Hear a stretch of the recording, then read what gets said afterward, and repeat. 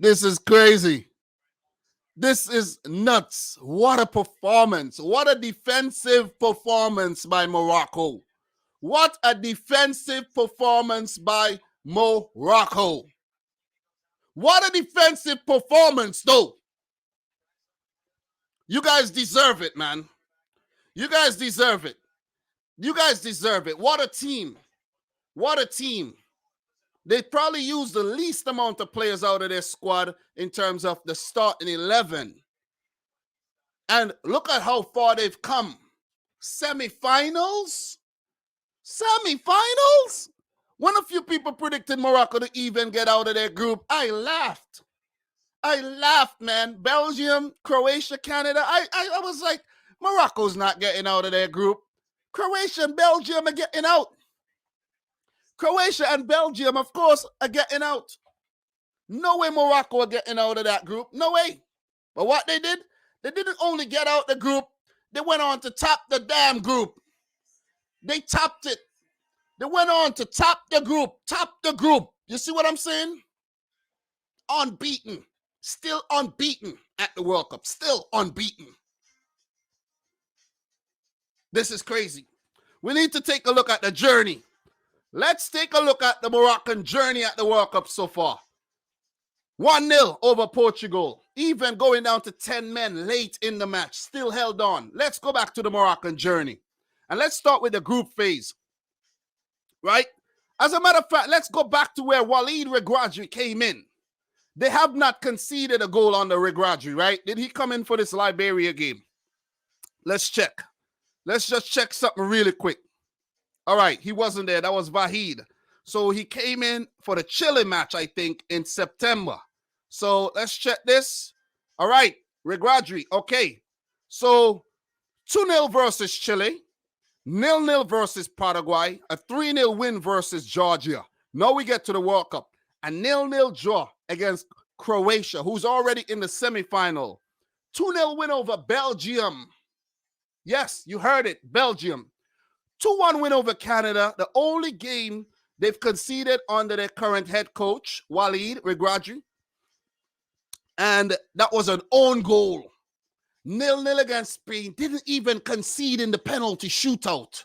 And 1-0 against Portugal. Massive, massive victory. Stand up, Morocco. Stand up. You've made Africa proud. You've made the world proud, actually. You made the world proud. You look at the team, Yami came in and Atta Allah, and these guys were massive. They stayed on for the entire 90. Saiss had to go off. He picked up an injury. And I'm pretty sure Saiss is going to strap it up for that semifinal next week. Pretty sure. They will be hoping to get Nayef Aguerd back, but his injury might be a bit more serious. Another change today, I think those were the only changes. Yeah, those were the only changes because Morocco, they haven't been changing up their team that much. Big shout-outs to Bono. He made some huge saves on the day. Ashraf Hakimi, he was massive at right back. One of the best right backs in the world, if you ask me. And he can defend. He could actually defend. He can attack as well. That's a complete right back, if you ask me. You see what I mean? Ounahi. Oh, man, my boy Azzedine was on fire today. Don't talk about Sofiane Amrabat. Don't talk about Sofiane. Sofiane Amrabat has been the best defensive midfielder at the entire World Cup. Name me another one. I'm waiting for you. Name me another one. It's been Sofiane Amrabat. Salim Emala, he does do his thing in the midfield, but I have to say that Ounahi and Amrabat are the boys in the middle right there. Hakim Ziyech, he had to go off injured, so they'll be hoping he's fit. He did his little thing. Boufal as well. But Yusuf Enezairi, man, the hunger he showed for that ball. I was showing my wife, look at this. Look at this leap. Look at how he saw that ball coming in and he timed his leap and jumped ahead of Ruben Diaz and Diego Costa to head that ball in.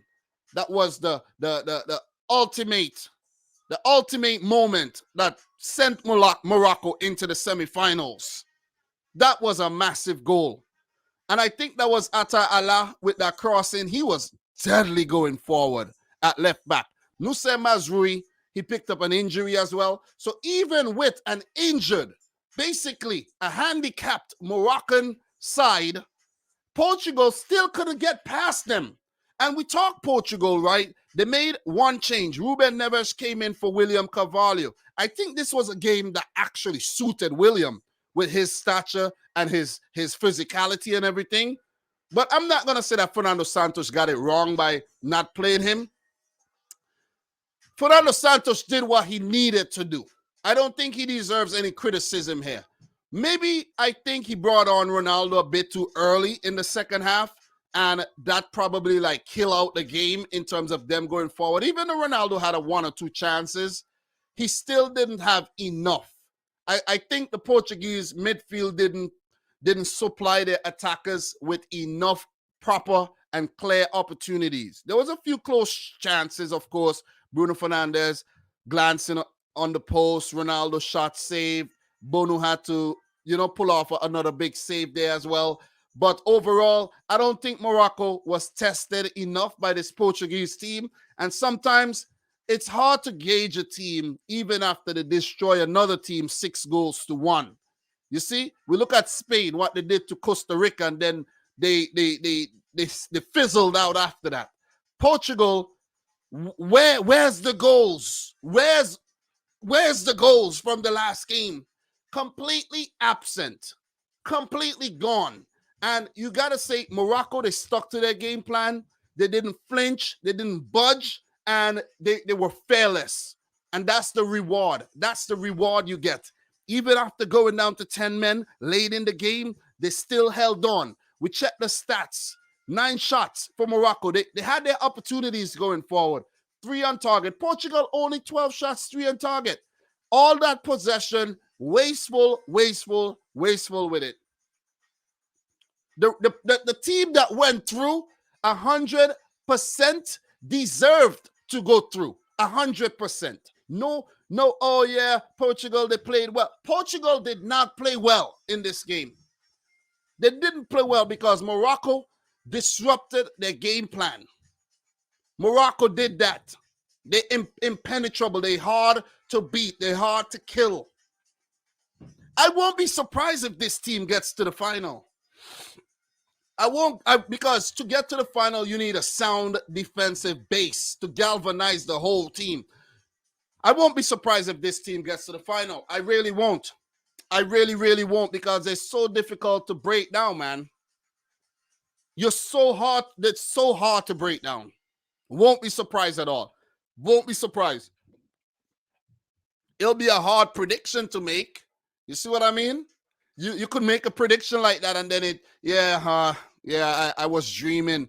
But listen, Morocco, they're going to believe they can make this final. This is as close as you get to winning a World Cup if you're an African team. Morocco have now gone down in history as the best African team ever in history. Ever. In terms of this performance at the World Cup. Forget about names and forget about stars of a certain era. This team have shown us that they are the best in the history of the sport when it comes to African football. Morocco. They didn't win the Africa Cup of Nations. No, they didn't. They didn't. And look at where they're at. Look at where they're at. This is crazy. This is absolutely crazy, man. This is crazy. Guys, this is just insane. We saw it yesterday with Croatia knocking out Brazil, and we're seeing it now. The underdogs live on. Morocco have written themselves a Cinderella story, something that you call a fairy tale that we will be talking about for decades and decades to come. That's how important this victory was. A stone wall at the back. Thou shalt not pass, Portugal. Don't care who you have in your team. Ronaldo, hat-trick hero, Gonzalo Ramos, Bernardo Silva, Bruno Fernandes, Rafa Guerrero, Otavio. Bring them on. Come on, bring him. Come on, just keep bringing them. It's like These players just running into Morocco and bouncing off Morocco's chest. You see what I'm saying? You could just picture that, right? Morocco just standing up like this and players just running in and bouncing off. Well, I'm telling you, this team, they're full of warriors.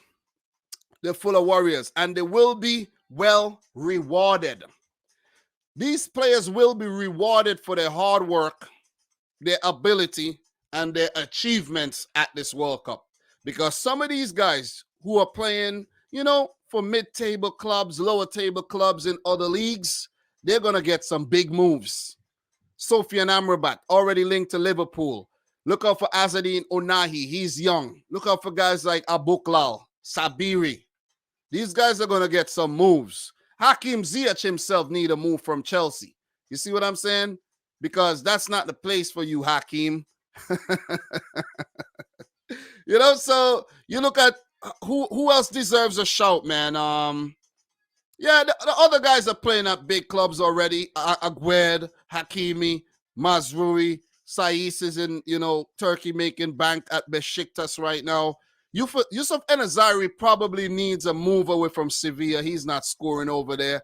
But overall, this Moroccan team, they've been good, man. They've been...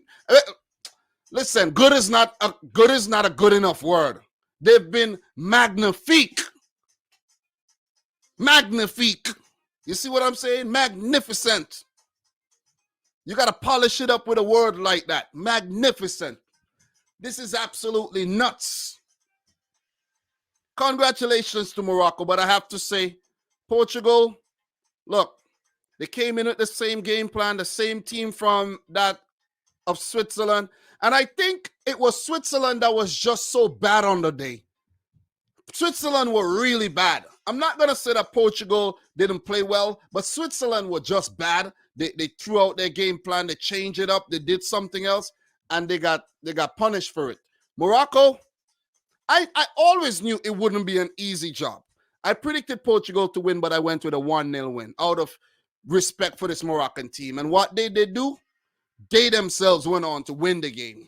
And Portugal couldn't break them down no matter what they tried. Set piece, open play, dives, you name it. You can't break down this Moroccan team. Everyone have tried. Everyone. Croatia, Belgium, Spain, Portugal. Unsuccessful. Unsuccessful. And if you don't concede, and then you could go on to win a penalty shootout, you could win this World Cup. I wouldn't mind seeing Morocco and Croatia in the final, because what we know, these are our only hope of having a new World Cup winner. I would love it. I would love it, man. I would absolutely love it. Croatia, Morocco next Sunday, guys. Next Sunday. Oh, man. Croatia, Morocco next Sunday?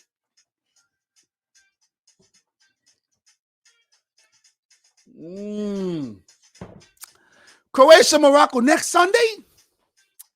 We could dream. We could dream a little. We could dream.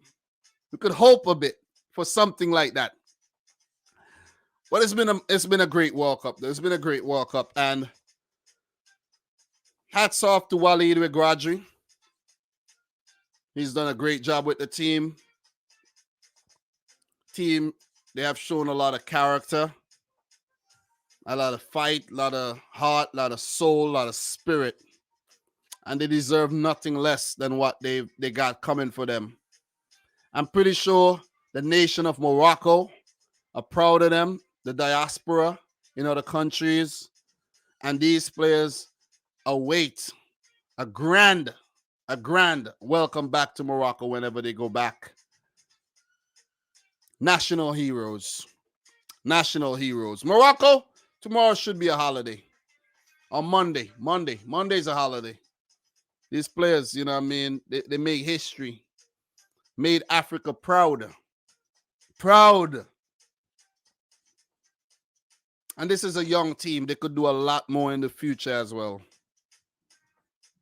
Wow, I can't believe I didn't predict this team to get anywhere. But that's That's what it is. That's the beauty about it.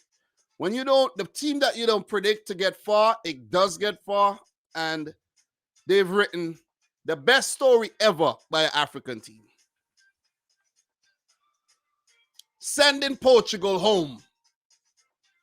Cristiano Ronaldo, who? What? Who cares? Nobody cares about these big names for Portugal. Nobody cares. Morocco don't care. They play with no fear. They just go out there and get the job done. They go out there and get the job done.